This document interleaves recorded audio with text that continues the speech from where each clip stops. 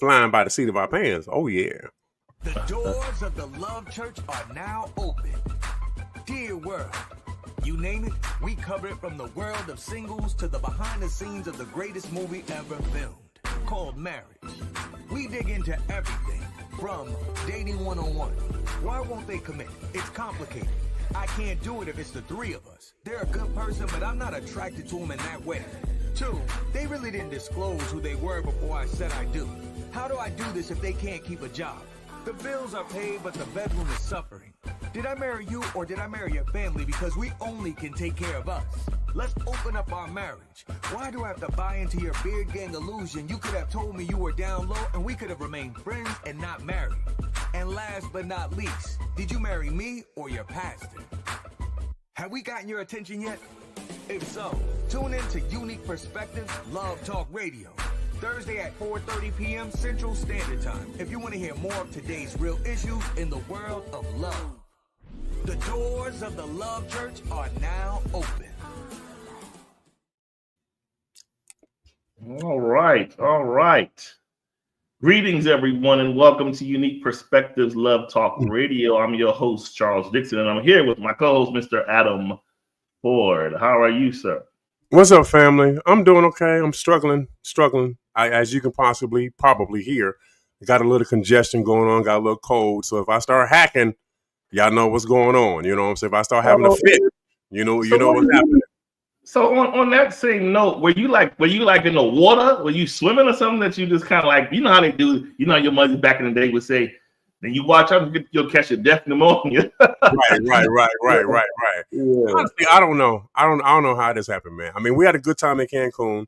We really did have an enjoyable time there. It was fun. Okay, let me not get off. But yeah, I don't know how I caught this cold. Right. You know what I'm saying? I mean, I caught it like the last couple of days that we were there, and I was like, what a way to go out. But I mean, Cancun was nice. It was cool. It was nice, warmer weather than what I have right now. God knows that's true. We got back in last night, and that 30-degree weather, Lord have mercy. It was really, it's really cold, huh? I mean, yeah, especially when you're coming from a place that was like really warm, and then you come back to a place that's really cold. I'm like, can I go back? That probably didn't help it, and especially if you really wasn't prepared or dressed in a certain way, you probably didn't help it. Fine, but you know, I don't know. Anyway, yeah. So here we are. So by way of interesting news, there's constantly things going on and about, and things are always constantly happening in the world. But you are able to hear me pretty good, right? Just want to make sure we're on the same page today. We can hear you so far. All right. And also, I know not everybody may not know this or be privy to who this particular person is, but just want to send out condolences to the family of Mr. Rayful Edmond. He's somebody that Adam and I grew up. We grew up in the DC area. Very popular figure. Let's just say was very much responsible for a lot of DC's urban crisis back in the 80s, 90s, and then some. A lot of trend setting, some connotations not so good, but a personality nonetheless. No one wants to see anybody, expire for just period, so and especially after the person, I want to say, Adam, he was released in July. And I remember seeing him on the video. He was just all, vivacious and everything. And then so when you hear these abrupt things like this, you're just like, well, dang. It definitely makes you think about life for sure. Definitely. It makes you think about life and how uncertain things can be. You just never know from day to day. So we have so that's people, when we wake up, we have to just thank the Creator for allowing us to open our eyes and see another day. For sure. Yeah. Absolutely. We ain't getting no younger, Mr. Ford. But anyway. No, we're not. That's the thing. And I'm thinking about him, and I'm thinking about me, and I'm like, oh my God. Yeah, we ain't like getting no younger. You think about it. You might look in the mirror and think that I'm okay. I ain't too wrinkled or nothing. Right. I still got life, but then you be like, I don't know. But yeah. Right. Right. cool. Real talk, man. Real talk. All right, so I think today's topic may be a bit disruptive, but hey, we love it. We love it like that. But anyway, Yeah. all right. So let me kind of X this out before Mr. Ford reads it. I thought about this topic today because I think about it, and I was kind of curious, even though I say it could be disruptive, and I only say that from a mindset of it can disrupt the way someone perceives a certain thing or have been living a certain way. So to them, they could be like, what are you talking about? This has worked, whether it's really worked or not, they'll say it's worked, right? And that's just that. And so the thing is, I often think about how we find ourselves either dating someone, starting out in a particular relationship, moving forward, at a place where we kind of engage, moving forward, and then onward. Mm-hmm. I think about a lot of times how we don't necessarily date and relate from the true actual place we both are. Meaning, if we just meet and we just getting together and we are learning one another, very few people take the time to start to just strip things down about one another and just organically get to know the person and learn them just for them, minus agendas. And when I say agendas, it doesn't necessarily mean deceptive, but agendas like, well, I have this in my mind, or this is what I'm planning, and this is what I would like to see. And so this kind of commonly happens when, let me kind of pull this together. There's a married man, or I'm sorry, a formerly married man. He's divorced. He's back on the scene again. So being as though he has been a husband, he understands life at a different altitude, right? He understands the importance of certain things. I need to make sure my wife feels secure.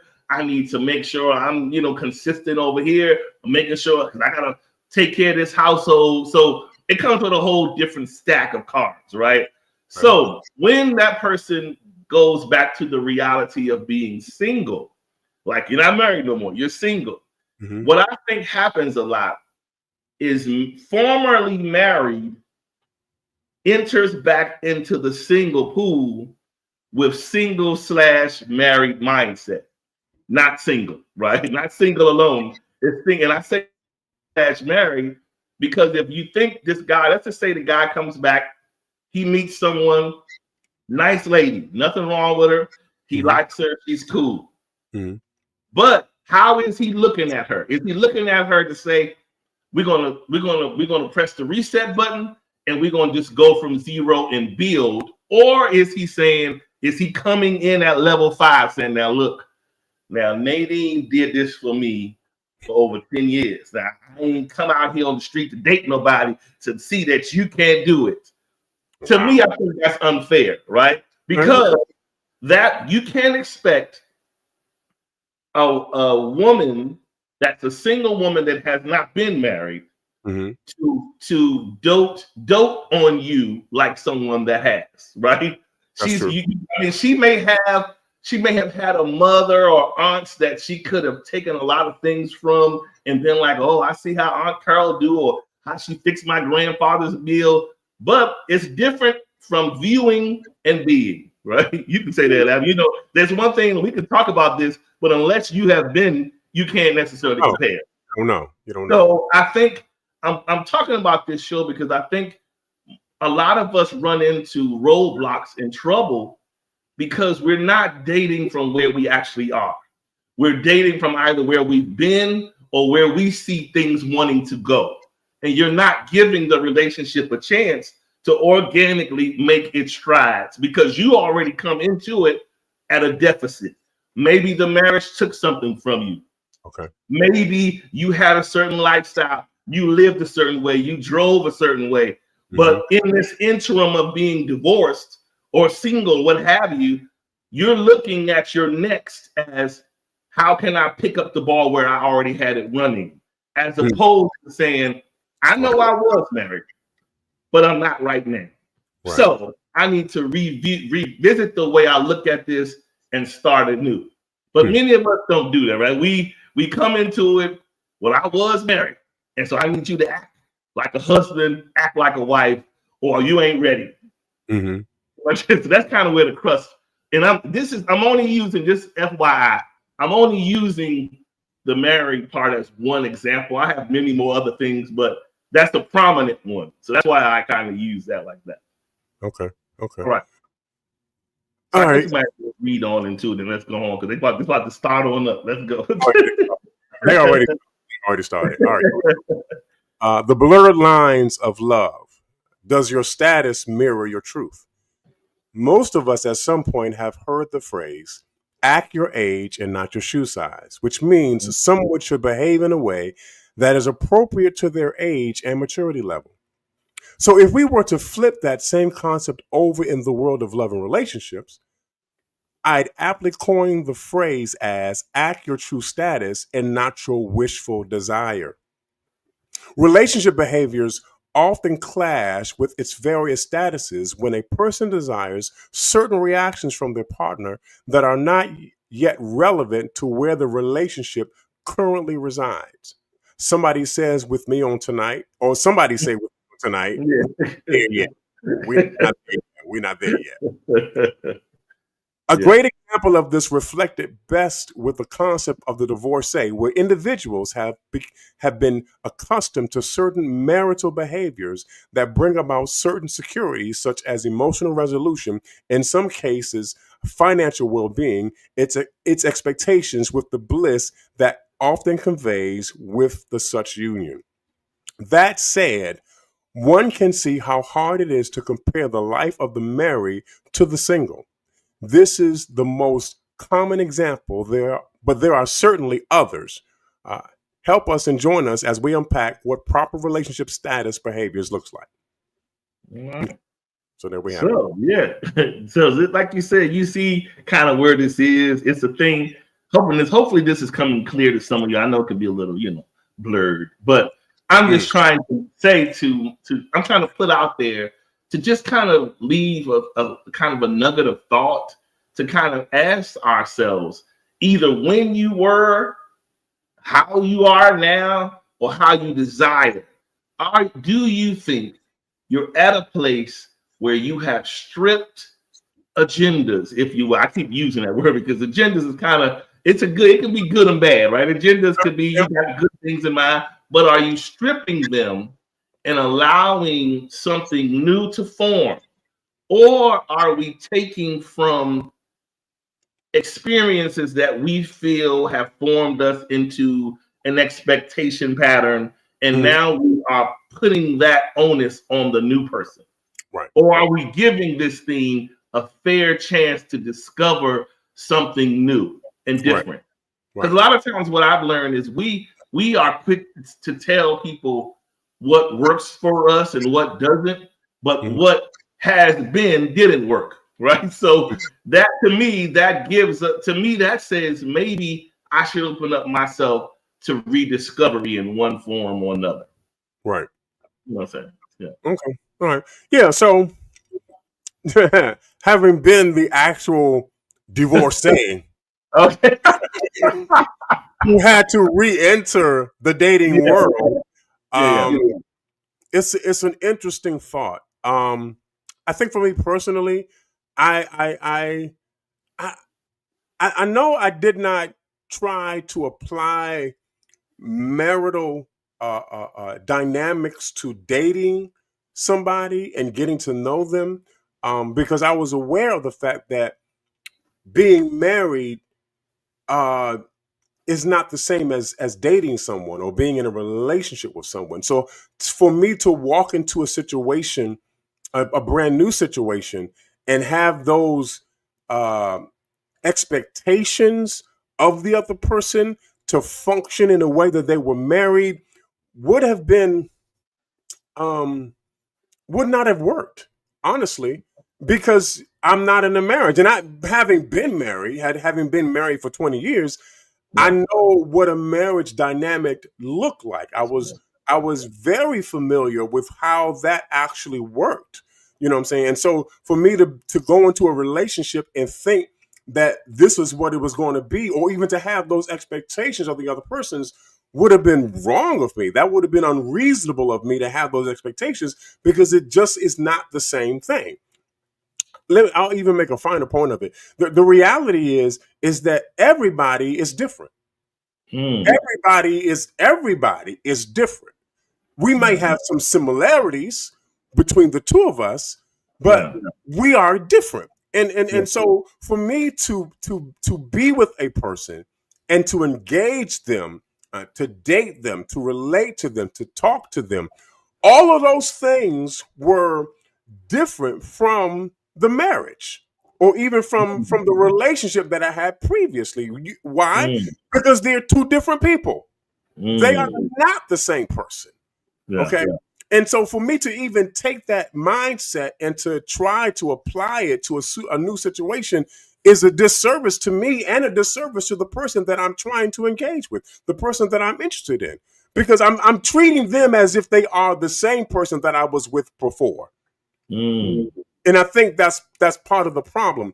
We walk into new situations thinking like they're the same old situation, when in fact they're not the same old situation. They're a new situation. The problem is the fact that we haven't adjusted our mind to realize and recognize that this is a new situation, which means I'm going to have to make some changes in order to accommodate and adjust to the new thing that's happening before me. I mean, it's often we treat the new thing like the old thing, and they're not the same. They're different. You know what I'm saying? They're completely different. It really means that I have to change this right here. I have to change my mind, and in changing my mind, my approach to the person has to change, because they are not the same person that I was dealing with before. It almost seems like, Charles, that we're stuck. We're stuck with where we were, and we really haven't moved on to the next thing, because we're still at that particular point in time. Which means I'm still thinking that I can still act the same way that I did. I can still do what I did. I can still behave the way that I did, and it be okay. When in reality, it's never okay. It's not cool. This is the reason why you get called out on what you get called out on, because you're functioning in a way that's not familiar to the person that you're with now, thinking that they're the old person. They're not the old person. They're the new person. And you haven't made that adjustment in your mind that this is somebody different. And so what was acceptable in the old relationship is not acceptable in the new one. Wow, that's good. You know what's interesting about what you said is, and now it brings up an even bigger thing, is what happens when we come, like, well, I haven't been married, but when folks come out of that marriage, or even that very, very escalated relationship. Some people have been in escalated relationships where they have reached a lot of heights. They haven't been married, right? But they've been a lot of heights that was very much marriage-ish. You understand what I'm saying? That sort of thing, if you will. But they come out of them. And I think it's very interesting. And even for a person, that haven't been married but has been in these relationships, I think about how many of us, we quick to come out of a relationship, and we always carry out of it the bad. Think about it. Every time we're in something with somebody, it's not always bad. There's always something good about it, and whether the bad may outweigh the good, or vice versa. But there is a chance to pick from either tree when you're in the relationship. But most of us, when we leave, rarely do we leave with that. Like, you might have been influenced by a person and saw something, or went to some places that they showed you or revealed to you that you didn't know, or you picked up on some habits that you were like, you know what, that's not a bad thing. And it's not that you got to call out that change to your new person to let them know where you got it from. But the point I'm making is, we are so quick to put on the armor of bad, rather than to say, you know what, that didn't work. Right. But hey, you live to see life again. You move on. I took some positive things from it, even though it wasn't a altogether positive outlook. You know what I'm saying? And Right. so we have to say to ourselves when the next person doesn't deserve it, right? And we have definitely, most people, I know I've been guilty of it. You go into the relationship and it's a struggle because you kind of are accustomed to what you saw, you're accustomed to what you experienced. So when you come over, your first mind is put your dukes up, put your guard up, hold on, wait, hold, pause, all these things. Right. And it comes naturally to you, but we ignore the fact that we have to deprogram.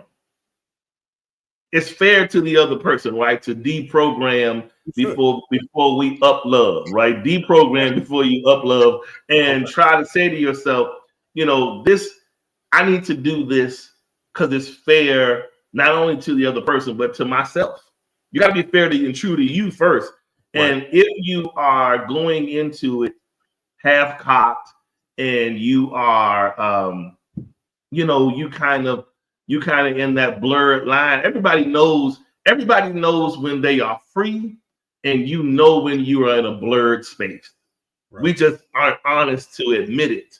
But when you are really free to love, and you just say, look, I'm not perfect, and I'm a little this, that, and other, but guess what? My arms open, and I'm willing to gamble on the unknown because there is something that I want out of this experience. So I'm willing to gamble. And then we know the blurred space where it's a very much controlled environment. And right. You are, you get irritated when the person doesn't think like you or doesn't see life the way you do, doesn't see the end game the same as you. And I think that's wrong because, like I said, if I can't say anything enough, you can't expect a woman to perform like a wife who has no experience. That's true. There is a such thing in the athletic world as saying someone is naturally gifted. They have a natural ability, right? Okay. And so all of the practice and regimen that goes into that makes them great. So you could find a woman or a man that has natural pleasantries about them that would make it appear to be, oh, that will be a good man. He might be a good husband, or she might be wifey. It may look like that on the surface, but you still have to acknowledge that they have not played those roles. So it's not fair of me to expect a spousal experience in a single neighborhood. You understand what I'm saying? So. Yeah. I definitely understand what you're saying. I want to go back to the point of the fact that all relationships that we have been in aren't all bad. They aren't. And I think we have a tendency to have a very skewed memory when it comes to the previous relationships that we've been in, especially if those relationships did not turn out the way that we wanted them to. We have a way of kind of putting them in a place that is so dark and so negative that we just fail to see any positivity that could have possibly have come out of. Well, that's not a realistic viewpoint of that relationship, because number one, you were in the relationship. So there had to have been something of value in order for you to have gotten into the relationship in the first place. Wow. I mean, why get into something? Why get into something that already looks bad? Why? Right. What's the point of doing that? No, there was something there that was good that you saw that you believe made it worthwhile into getting into. And I'll even say this about myself very personally. Yes, I'm divorced, but that doesn't mean my marriage was all bad. Let's be honest about this, y'all. It doesn't mean that every day that I was married was a terrible day. Come on. Really? Come on. No. That is an unrealistic viewpoint. And you're fooling yourself if you believe that to be true. You know why? Because again, I was a part of that marriage. Wow. And there was value in that marriage. There was something worthwhile in that marriage.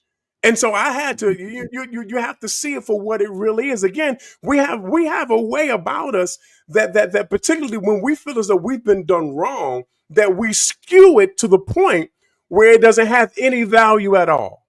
Wow. That it wasn't worthwhile. But Yeah. you were in it. Yeah. You were a part of it. Come on, man. Be truthful. Be honest for a change. And honestly admit that there was something of value in that relationship. That not every day that you were in that relationship was a bad day. There were some good days. There were some days that were absolutely fabulous. Okay? But that doesn't necessarily mean that a relationship is going to be able to last the test of time. And that's the truth of the matter. Okay. So I just wanted to talk about that because, again, I think we have a tendency to want to skew things to the point where they are so dark and so wrong that there was no value in it whatsoever. No, that's not true. That ain't true. So there were some good parts in there.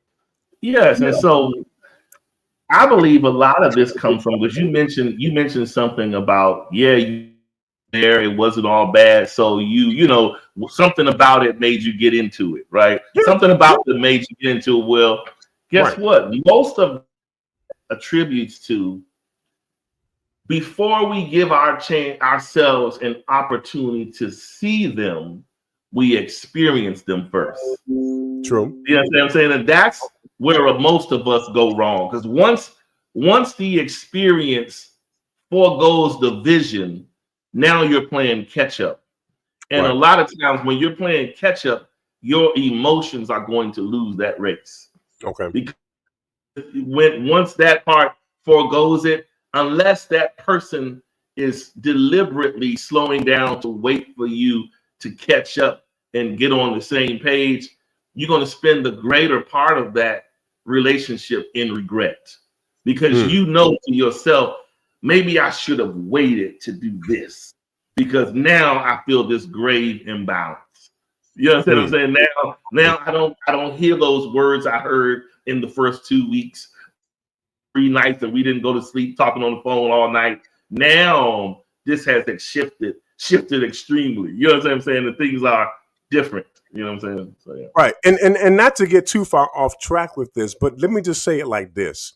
I think part of that problem comes in the fact that we aren't participating in the relationship actively. We're not being proactive. We're not proactive participants in our relationship. I've said this before. Often we push the autopilot button once we have captured that person.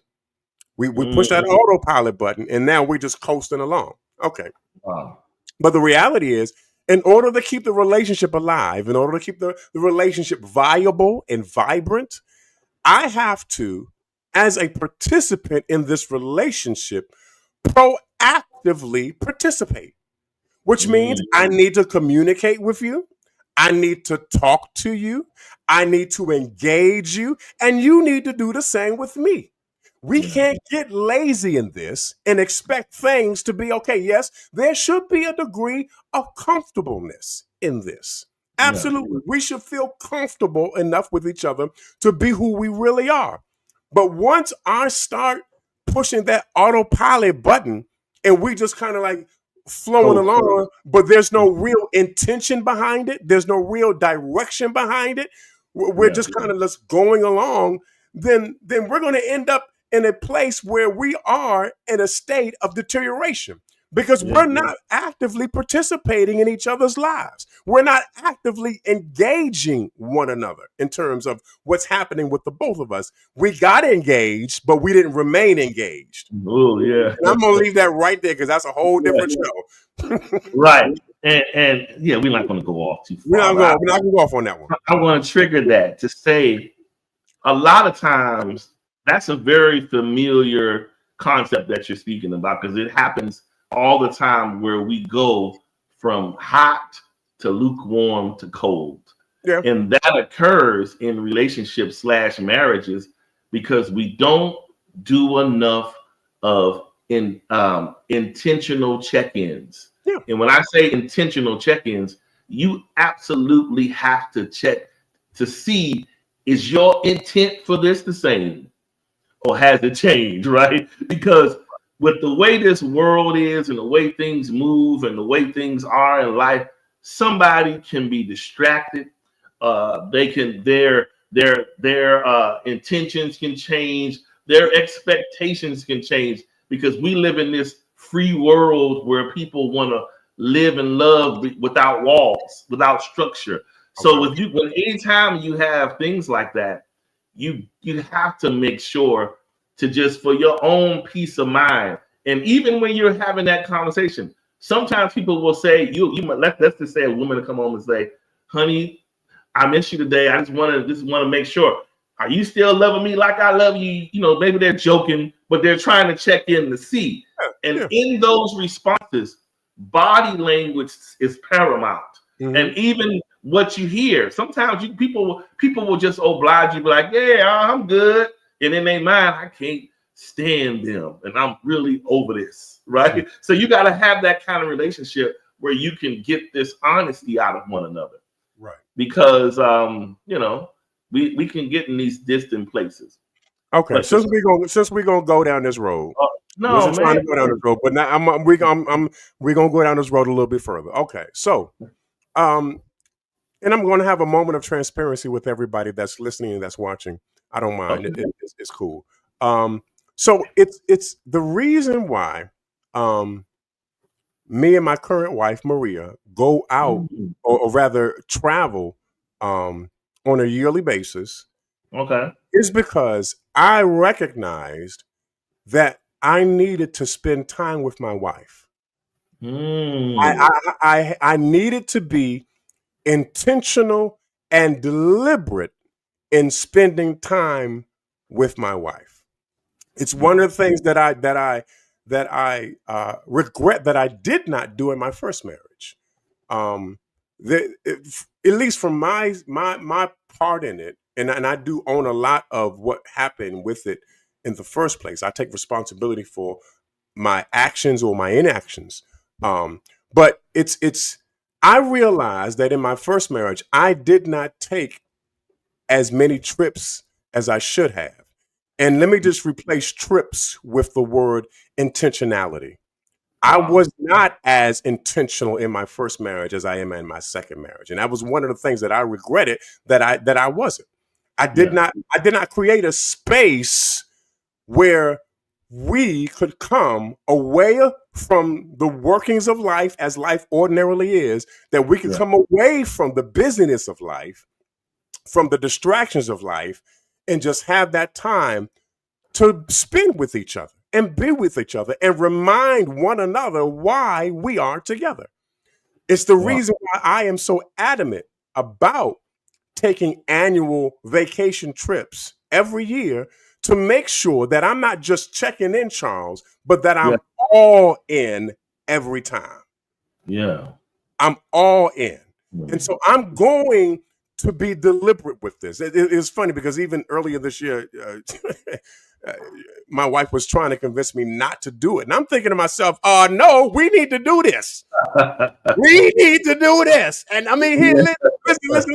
I love going to the beach. That's my jam all day long. And if I can go out of the country to go to the beach, that's what the brother's doing. Oh, we're going out of the country and we're going to the beach. Okay. But honestly, that's secondary. That's secondary to the fact that I need to spend time with you, because we both have busy lives. Yeah. She's doing the retail thing and handling, bills and raising kids and doing all. I'm doing the podcast. Yeah. Okay, I'm doing the podcast. I'm teaching. I'm ministering in church. I'm reaching out to others, and so we have busy lives. We have schedules that keep us from each other. These are the things that keep us from each other. If you're living life and you're doing life, you're going to have life things that keep you from your one. Absolutely. But now I have to be deliberate in participating in my relationship, in my marriage, to make sure that I have a marriage. So I go out away from life as it is here where I live, and I go to a place where we can both not be distracted with other things, but that we can both be focused on each other so that we can have conversations with each other, so that we can see where each other are. If I'm not doing that, then I'm not doing my job as a husband at the end of the day. And that's real talk right there. That's real talk. I'm just saying this is the reason why I do what I do. What you got? So you brought up an amazing point. Listen, I'm going to tap on it just a teensy bit. Okay. Don't get nervous because I got this. Okay, I got that. But there's a point I can't help but missing this. Oh Lord, here we go. What's so deep about your testimony, if you will, is now I know without going too deep into it. In your former life, you were in a position where you were always with your wife. If you get my drift, you were in your ministry. You were always with your wife. Okay. You were always with your family. The thing is, you probably were thinking. When I was listening to that, I said, "This is getting even deeper," because you were with them all the time, except the separate time, and this happens in many churches and ministries, right? That separate and deliberate time for your partner. Because listen, I remember you and I having conversations. No, we can't take it too deep for y'all. But anyway, me and Adam are having these conversations. And just like you're saying now, like, of course, like you said, this ex-wife wasn't nothing bad, funny, all that. It wasn't nothing bad. We were all cool people. So the thing is, back then, you were with this person all in a specific capacity. Let's put it like that. But when you and I would have those conversations, you would echo just what you were saying. You would say, "Yeah, this and this, but I think I need this." It's kind of like it's an emotional thing, right? It was an emotional thing that I believe you felt was detached from you. While you might have been physically there, but emotionally, you didn't feel the tie that you needed to feel. And I believe that was probably a big part, because I would observe, even when I tell you, I would be looking, because I was trying to understand it, right? And I would be like, "This is really deep," but it's deep to, like you're saying, it's deep to have to be around someone but not be next to them. If you get my drift, that's a deep thing. And so I like how you deliberately reface that concept going forward. That's all I'm saying. Yeah. No, and that's the truth of the matter. Again, you can be with somebody, but then not be with somebody. Yeah, that's what I'm saying. Be in the same house, eat the same food, sleep in the same bed, but you're not with them. And again, I attribute that to not being intentional in terms of being in the relationship. Again, we can all do life. We all have lives. We are all busy and doing this and doing that. But it's not until you get purposeful and intentional with what you are doing as a relationship partner that you actually create a space and a time for you and that person to be together alone. And that's where I'm at now. The fact that I did not do that then. So if I want to see things differently, if I want to see things happen differently, that means I got to do something differently now. I can't do the same old thing that I did before, because the same thing that I did before didn't work. It ended. And so now I got to do something new and different in order to see a different result. And this is where I'm at with this, in terms of the fact that if I want to see this second one succeed where the first one failed, I have to do something different. I'm not talking about nobody else. I'm talking about me. I'm talking about I have to be deliberate. I have to be intentional in terms of creating, again, that space where we can go together and be together for a period of time. You know what I'm saying? Again, that's how that, at least from my understanding, that's how you survive, and that's how you thrive. That's how you build what you have. That's how you sustain what you have. That's how you grow what you have. It was interesting because we were having we were joking and laughing the whole time, but then we were also having conversations with each other. We was okay, where are we? We're here. Are we here? Do we need to get updated? Do I need to update with this or something? And this you got to stay posted. You got to stay current with what's happening with them, so you don't grow apart from one another because you haven't spent any time with each other. But again, we have digressed off the topic, y'all. No, that's good. No, the point I was going to ask you, we already here now. This is what I was going to ask you, Adam. Yes, man. Because, and this is for like the men that are listening or the women that are listening. So coming out of a scenario like as you just described and choosing a different mindset going forward, right? Mm-hmm. Is that mindset self-propelled by you alone, or is it encouraged at all? Or I guess like how I said last week on the show, how it takes two, like when you're in that campfire, to get it good, it takes two of y'all rubbing them sticks together. True. Not just one. Both people have to have a responsibility in keeping that fire, right? Right. But what I'm saying to you is, when you made this your mind to say, I'm going to do this and this is the path I'm taking, was that enough alone, or did you receive reciprocal encouragement from your wife to cause you to be more encouraged and inclined to do this? I get what you're saying. Yes. Okay. So, and I'm gonna kind of answer that. I'm gonna also answer Bruce's question as well at the same time. So for me, and this is just my own personal philosophy. Okay. I needed to do what I believed I needed to do. Outside of what she may expect or want, I needed to do what I knew to do. Okay. So yeah, for me, because if I'm being honest, again, yeah, I can get lazy and sit back and chill. Absolutely. I can just keep what I've got and just keep it rolling, keep it moving. We can just, hit the status quo, as it were.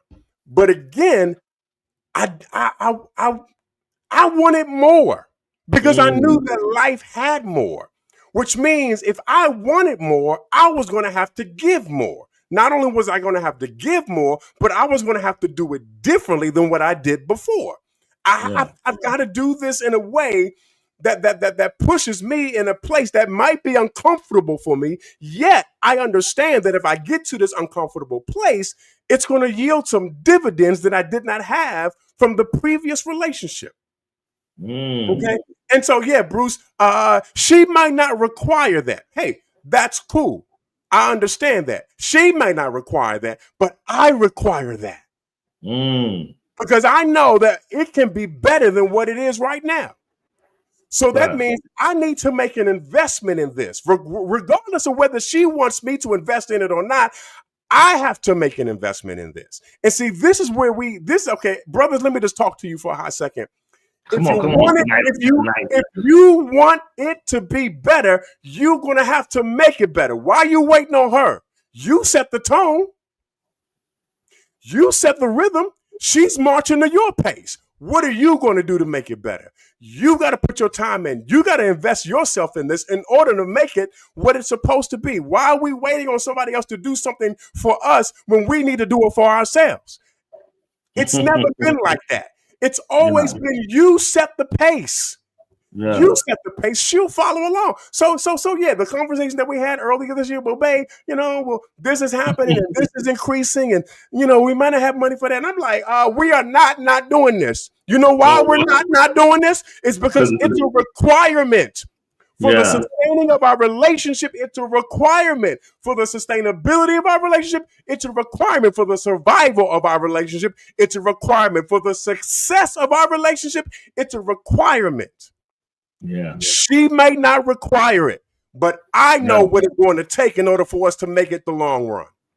Yeah. And that's real talk right there. It's about me doing what I know I need to do in order for this to successfully move forward. And so, yeah, I'm already thinking about next year. I love the beach. I wish I could live on the beach. That's my plan one day. I'm going to go and I'm going to retire on the beach. You'll live on the beach. That's my plan. That's my plan, okay? But at the same time, the higher purpose in this is to make sure that I stay with the one that I love. Wow. That's the plan, baby, all day long. Don't want to be with nobody else. How am I going to keep her? I'm going to make sure that we spend time together. I'm going to make sure that we are with each other. I'm going to make sure that we have that space that we can, where it's just the both of us. And I'm telling you, if I would have put her on the mic right now, she would agree that she enjoys the time that we spend together, even though she protests at moments in time. When she finally gets there, she's like, "Oh, baby, I'm so glad you brought me. I'm so happy right now. Oh my God, you brought me." No, this is good stuff, man. People need, like you said, I'm asking you certain questions because sometimes, like you said, people don't understand the underworkings of why certain things work. We can say things, but unless we have some context behind it, people can get lost in it. But this is good stuff, and it's like to me it reinforces the importance of making sure you are where you belong. Yeah, right. You are where you belong, and when I say that, I'm saying that to say with the right person. With the right person. When you with the right person, when you're with the right person, let's see, how do I say it in the car? In the car world, if you ever had a car issue or something broke down, a lot of times one of the common things that breaks in some cars, some of the older cars, this doesn't happen in some of the newer that much, but in the older cars, they would say, "What's wrong with your car?" "I need to get a new starter." And what that means is there's something in that ignition coil that's dull and not connecting. That's firing, sparking. So the point is, when a man is in the right scenario, relationship, marriage, that woman, she has a direct spark to him. And when she communicates effectively to him, deals with him, reciprocate what he gives. It's like a constant, beautiful thing happening in motion. And if you've never experienced it, you don't understand it. But when it happens, when someone is right there with you and gets you, but not there to antagonize you, not there to compete with you, not there to ridicule you, argue with you, but if you're there to ignite that person, that man will go to the ends of the earth. Yeah. But the key is, it's not enough of that. And this is why I asked you that question about, I was trying to get you to understand what I was meaning when I was saying, yes, you said you needed to do this for you. But there was also, I would be remiss to believe that a lot of this you are doing is not encouraged by your wife. Oh, absolutely. It absolutely is. So men just don't spring into action for no reason. We spring when we are ignited. Yeah. And so this is why proper relationship is in order. Like a lot of times we get into these things because it's a thing. And then we realize it ain't no thing, right? And we sit there and we regress, we get mad, we feel all these kind of ways. But when that person fits your world, fits your life, it hits different, feels different. You want to smile when you see them. It's, you just, a lot of times we can't quite shake these ugly historical things that we've come through by way of experiences and relationships, loves and marriage. Yes, we've all been through the good, the bad, the ugly. Right. But I have to repeat to my own self and to everyone else, the next person doesn't deserve your fallout, right? The next person doesn't deserve. And so to kind of circle this back in, when we were talking about earlier about basically about people having these expectations, let's just say people coming into these relationships with expectations that don't match where the relationship currently is. And I'm gonna take it I'll go to the Bible for a brief second. Oh Lord, not the Bible. Let's talk about the one popular one. He that findeth a wife findeth a good thing, right? Wow. And obtaineth favor. We got to be mature enough to say, this is good, but it's not great yet because the favor ain't there yet. Okay. So you don't expect, favor doesn't come unless something favorable has occurred. Wow. Right? So we can't, we're trying to get to favor in this in a stagnant situation or a situation that has not evolved there yet, right? It's not to say that it won't and it can't, but we have to learn to love and deal where we are. It's enough to say, it's enough to be like, oh, you ain't ready, you ain't serious. I'm not a husband, I'm not a wife, nor have I been, right? But I have what's in me to be all of those things, but I'm realistic enough with myself to understand, right? So no, Demetra, faith comes with works. But anyway, so the point I'm making, favor, seriously, favor, I'm just joking, but favor, it comes from favorable occurrences. And a lot of times that just really means I'm gonna give you a whole lot of something when you take a step out on nothing, right?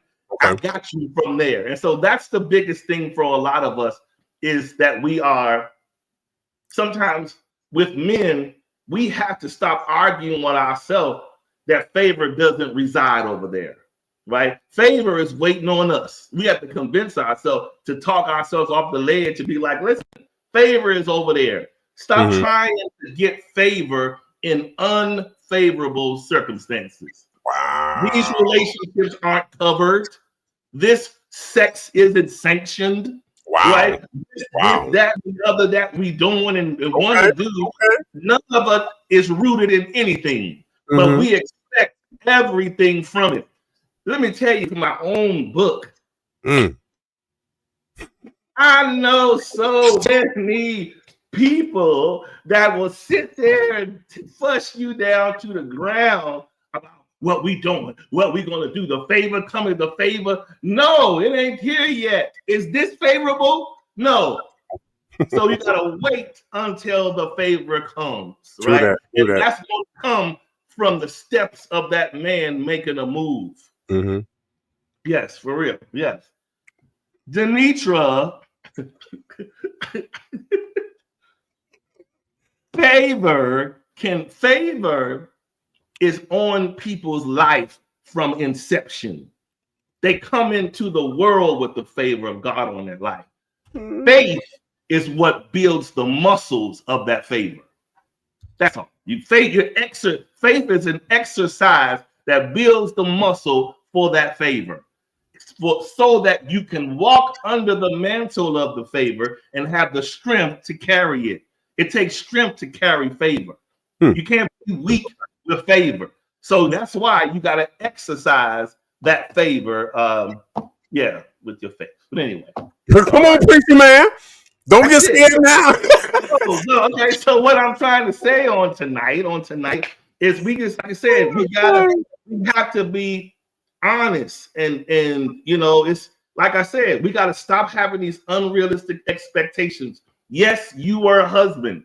This woman isn't. So either be realistic or say to yourself, we might need to go back to my wife, right? If you can't humble yourself down to a single platform again, which your reality is, then maybe you should have said to yourself, maybe I shouldn't have gotten divorced because I don't like this world. Who really wants to be in a single life, right? Nobody.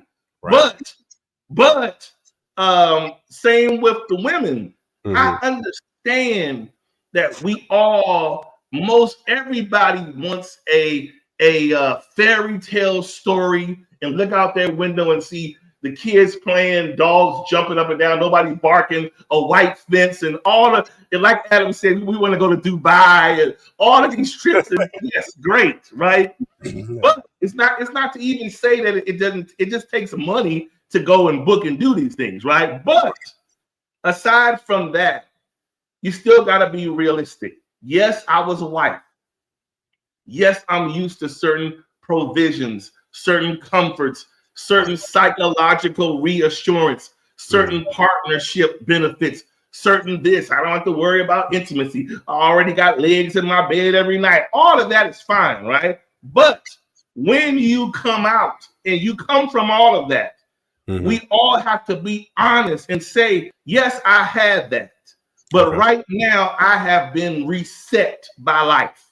And because I have been reset by life, I have to be realistic and treat my next accordingly. Because whatever happened over there, that person didn't do it. Right? And then another thing we have to always get out of ourselves is this. We have this mindset that if a person ain't talking right, you ain't ready, you not ready, you this, that, and the other. I'm about to go over here. What you got to understand, Adam, with this is over there begins, over there, I wrote it down, over there begins with over here if we don't change us. It's going to be the same thing. If you don't change you taking your ugly you right on over there. And yes, you might be a different person. And yes, you may have a new concept to the beginning, but all of you still taking you over there. And once them emotions get into play, you will be revealed. And when you will be revealed, you're going to have to deal with that same discussion of change, right? A lot of us want people to smell our stink and become immune to it. No, how about you pray you wash it off, clean your unclean mind, and to get yourself together. Some of us stop trying to make people deal with that nastiness. Some people, Adam, have some nasty demeanors and attitudes. Who in the world wants to live amongst that? Wow. Come on, people want to live in harmony. They didn't say perfection, but you want to live in harmony. We're not perfect, but you at least want to live in harmony, right? Can we reason and get along together? Yeah. Go ahead while I cut this light on. Go ahead, keep talking now. Oh, why? You gonna let me talk while you gonna fix the light? Okay, fine. I mean, okay, so I believe Charles's point is that if you're going to enter into a new relationship, you have to enter in that new relationship with a new mindset. You can't bring the old mindset into a new situation because you'll end up with the same old situation that you had previously.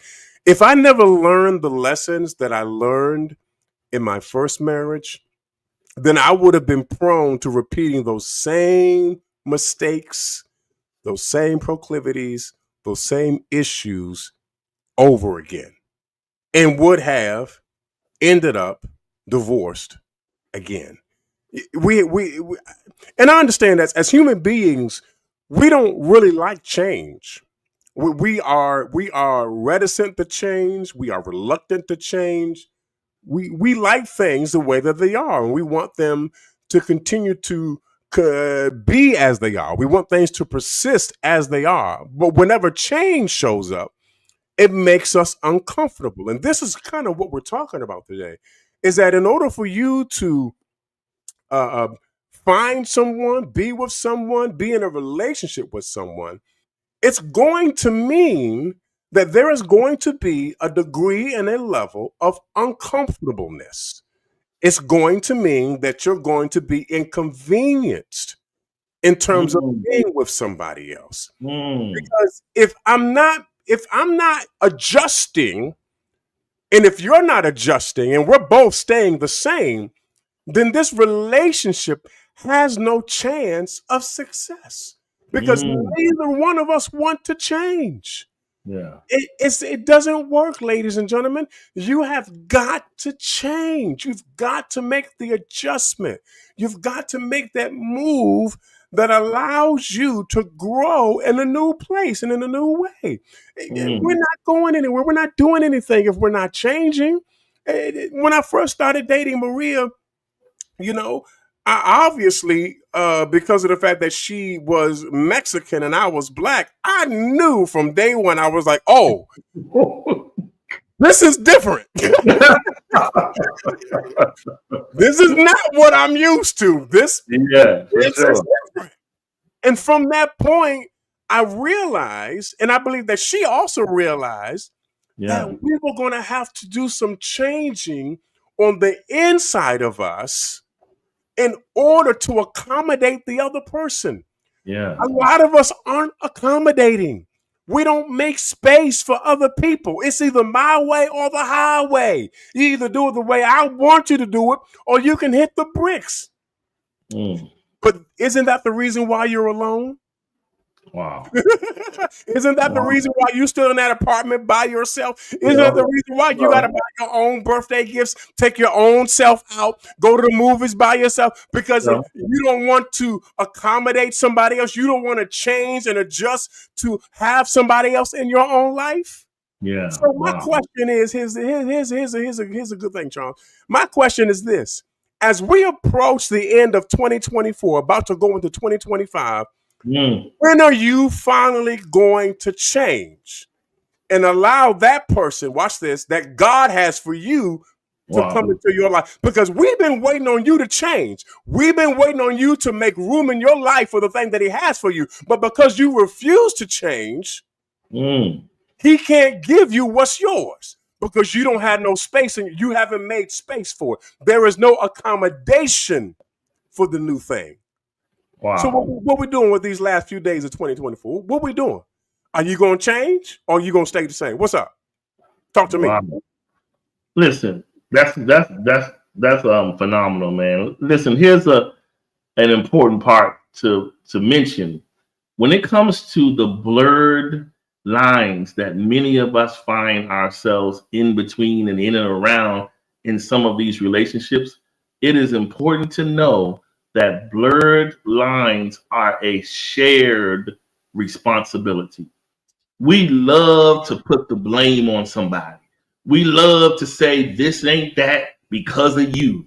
This should be that, but you didn't. Why is this? Because you won't, right? And at the end of the day, we just don't want to look at each other and say, okay, did I do something to get you to thinking and feeling that way? Or this, that, and the other. We haven't sat there and had that fair conversation as to why we are where we are. Because no place, you don't arrive anywhere by yourself in a relationship. Contrary to what we may believe, we get to these places by some way or another an affiliation of the other person to some degree. So whether it may be a little or a lot, something is in there. But it's worth the conversation to kind of work past it. Instead of, like you said, if we want to go on to 2025, let's stop blaming and let's start looking inwardly. It's never just one person. Look at what you're contributing or not. Because whether you know it or not, there are some people that are in relationships and have said to themselves, you know what? I'm clocking out. That's an issue. So if you're not going to clock all the way out, it's an issue to clock out and remain. Clock all the way out if you're going to clock out. Hit your card and say, thanks for the experience. But don't clock out and remain. I don't want to smell a dead body. Right? I don't want to be in a relationship with a dead body. I don't need your inactivity, your ignoring, your mad, your whatever. I don't need all that. Nobody else does either. People want to be in a relationship with living pulses, people that breathe and talk and say what's on their mind. Yes. All this getting mad and going. People are out here remaining in whatever the relationship is, whether it's situational, relational, engaged, whatever, and they're in it. They're too cowardly to leave it, but they want to remain in it and treat you in an indirect, ignorant way. Like they want to be angry, or it's like a silence that you can feel. It's an energy. You can feel when a person has decided on something without cueing you into it. Right. Yeah, I'm just going to go over here and do. Guess what? I'm done. I'm just done. No, you're not, because you ain't turned in the keys. That's when you're done. Whatever the case is, when you're done, you clean out your locker. Right? Don't be the coward and be done, but just be waiting for something to change. Right. If you're done, because you got to know, once you say to yourself, I'm unplugging myself from this oxygen tank, you're going to flatline, and eventually you're going to smell. Wow. So that the smell gives it up every time. When you stink, you stink. Yeah. So we got to rid ourselves of this stinky behavior and just keep it a buck and keep the pause going. Yeah. That's how we keep it, with the ability to keep it fresh, is keep the pause going. Yeah. You understand what I'm saying? Yeah, that's all. Yeah. I'm gonna say this last thing, and I'm gonna let this go, and we're gonna move on, I guess, or close out, or whatever it is that we're gonna do. All right. So I think my impotence, my push, my motive in regards to announcing the fact that if you aren't changing or accommodating the other person that you want to be in relationship with, that you're not going to have them, is the fact that often, because we aren't changing and we aren't adjusting, we miss a lot of opportunities that could really help us and bless us. We miss a lot of people that could really bring us to a whole new place, because we aren't willing to change. We aren't willing to open up ourselves to something new and something different.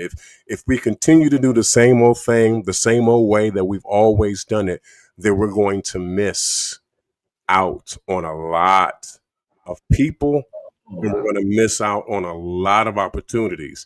We've already missed out on a lot of opportunities in 2024, Charles. Yeah, a whole lot. And we missed out on a lot of opportunities in 2023. And we missed out a lot of opportunities in 2022, 2021, and 2020, for sure, 2020. Yeah. But what about this coming year? Come on, ladies and gentlemen, brothers and sisters of the court, we can do better than what we've done. It's just going to require that we be open to the idea of change. And really being honest with the person that we're with, or even going to be with, that when we start back on the dating scene, that we have a place that allows us to talk to them from an honest spot, an honest place, so that they can get to know us and we can get to know them. And then if we find that we have interest in them, then allowing us to change so that they can fit in our lives and we can fit in theirs. That's all the brother's trying to say. That's it. Don't miss your opportunity. Don't miss your opportunity. That's what I'm trying to say. Yes. Don't let stubbornness and attitude be the thing that withholds you from what's rightfully yours. Yeah, a lot of times we self-sabotage our own self. We do. The things are right in our face. Yeah. But because the things are not acting or reacting in a way that we think works, which in most cases ends up being stinking thinking, because what you think worked has not worked for you thus far, but you want to hold the next person to dysfunctional standards. I don't want to get into a boat with you got holes in it. I'm sorry. I stay on the shore. So my point is, people got to understand that. Stop trying to bait into somebody into your misery. Nobody want to deal with that. If you're not willing to come out and let's walk on this shore together and find the right boat to row together in, I don't want to get into a boat that I already saw shot up. I already saw got hole is halfway sinking. Why do I want to get in there, add my emotional weight to it and make it sink? Yeah. It's already sinking with you in it. So yeah. Right. How this get into this kind of show? But anyway, all right. We appreciate you guys. You know, I'm bringing up years of things that they coming up in my spirit. Anyway, appreciate you guys for tuning in to another episode of Unique Perspectives Love Talk Radio, where, you know, today we talked about the blurred lines of love. You know, we talked about, you know, how we need to check ourselves in these scenarios and basically say to ourselves, does your status mirror your truth? You know, basically, if let's try to practice loving where we are for a moment. Let's enjoy one another right here. Let's not always be here and be saying, now we need to be right there in exactly 6 months, right? That's feasible to you. It's feasible for you. It's feasible to me to get to know you right here, right? And then we progress together, right? Let's lose all these lofty goals until we sit down and go through this vision board together. Whatever, Adam. I wasn't no trigger nothing. No, I was just thinking back in life, and I think about how they say in church, when I think of the goodness, when I think of the foolishness, I get triggered. But anyway, that's exactly what it is. That's exactly what it is, bro. Anyway, all right, we'll definitely hope to see you guys next. Well, let's see. Next week, will we be? What's next week? Next week is the day after Christmas. Day after Christmas. Well, we're gonna play that by ear. We'll play that one by ear because Christmas is on Wednesday. Right. So we'll let you guys know for sure if we do or not. But I know Christmas on Wednesday and Thursday is the day after. So who knows what's happening? I may be on my flight to Bolivia. No, I'm just kidding. But anyway, I'm joking. Anyway, all right, man. See you guys. Well, wait. I need to do some more stuff here. Just hold on for a second. Next. I'm sick of this. What, dude? Foolishness. Unplugged for real. That's it.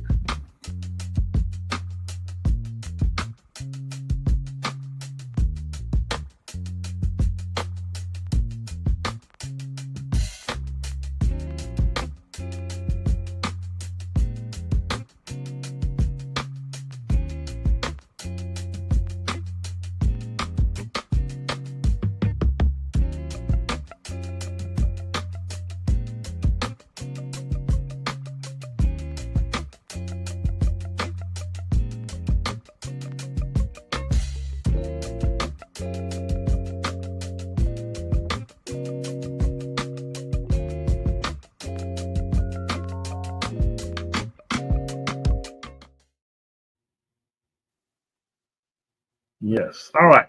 So, Adam, you got on the show, and here you are describing the movie Pretty Woman, where you just pull up in this expensive car and say, "Let's just travel the world." No, I'm kidding. Really? You know what? Hey, let me just say something real quick. Let me just say something real quick. Yeah. Oh God, no, I'm kidding. Listen. I'm sorry. No. Let me just say this real quick, and I really meant to say this during the show. Listen. It doesn't matter where you go, as long as you go. Yeah, okay? For sure. It doesn't matter how much money you spend, even though you should spend some. Okay, you should spend some money, but it really doesn't matter as to how much you spend. It needs to come from your heart. They need to know that you're doing this from a place of love and the fact that you are still in love with them. That's where it needs to come from. Yeah, it has to be. It doesn't matter where you go. It doesn't matter where you go. Now, I like to go to the beach, and I got a thing about going out of the country to go to the beach. Okay, fine, that's me. But do what you can afford. Do what makes you happy. You know what I'm saying? That's what I'm saying. That's all I'm saying. What's up, man? Yeah, that's what's up. Stuff. He done preached today. He's a man done preach. He done preach. He gave us a love novel, love lesson. Where of all the shows, where is Maria? Now Maria should have been on there. She probably had work blushing, listening to her in her earbuds. Anyway, probably. No, I'm just kidding. But that was a good show, man. That was good heart. Sometimes we need to be reminded of good old fashioned, genuine, heartfelt, relational, stuff, man. And Deion said you hating. Deion said you hating. Yeah, Deion, I'm hating. Talking about going on trips and all of this, man. Forget all that. I've been trying to get him to go, y'all. I've been trying to get him to go with us, but he be like, I will say that. He would always say that he was. He always would invite me to go. He would. Adam, next year I'm going to go ahead and take you up on it. You'll see. Anyway, all right, y'all. When I see it, but anyway. Yes. Y'all keep us in your prayers, and we're going to, I'm glad. I hope everyone got something positive out of today's show. And, that's what we aspire to do. So appreciate you all for supporting on today, and we'll see you guys. Have happy holidays. Have a Merry Happy Christmas. holidays, everybody. Merry Christmas. If for any reason we don't see you next week, have a Happy New Year too. Happy Yom Kippur. All right. Those who Be safe. All right, y'all. Peace, y'all. Peace.